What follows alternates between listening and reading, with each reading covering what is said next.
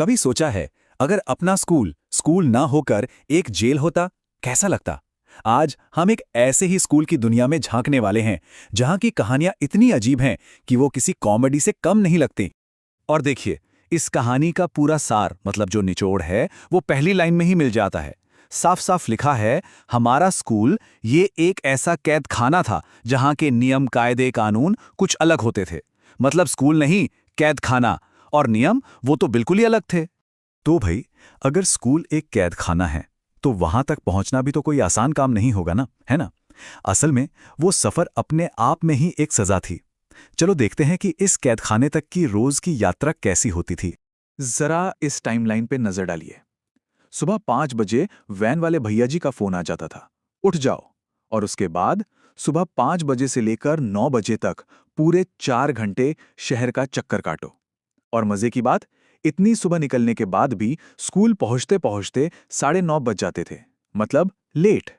ये तो इस सिस्टम के फेल होने का पहला और सबसे बड़ा सबूत था।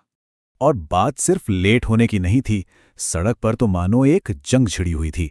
एक तरफ थे अपने भैया जी और उनकी मैजिक वैन, जिन्हें शहर का हर गड्ढा मुंह जुबानी याद था।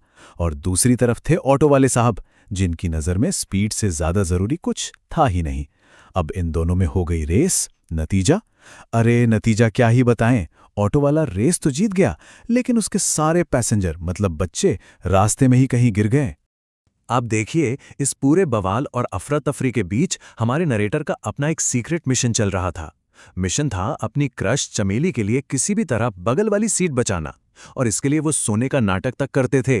भाई, स्कूल वाला प्यार था ही इतना जरूरी, थोड़ा रिस्क तो लेना ही था। तो ये तो हो गई कैद खाने तक पहुंचने की कहानी। अब अंदर चलें, मिलते हैं इस जेल के अधिकारियों से, क्योंकि यहां टीचर नहीं थे, यहां थे वार्डन और उनके नियम लागू करवाने वाले लोग।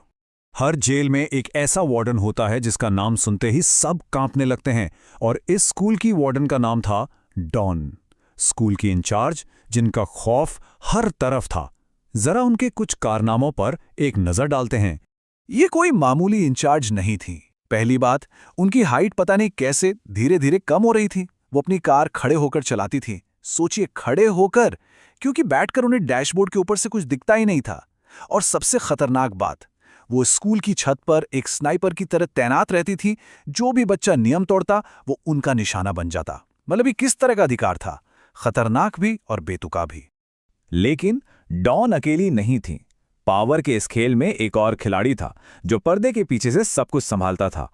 और वो थी जम्मू दीदी, स्कूल की रहस्यमयी सफाई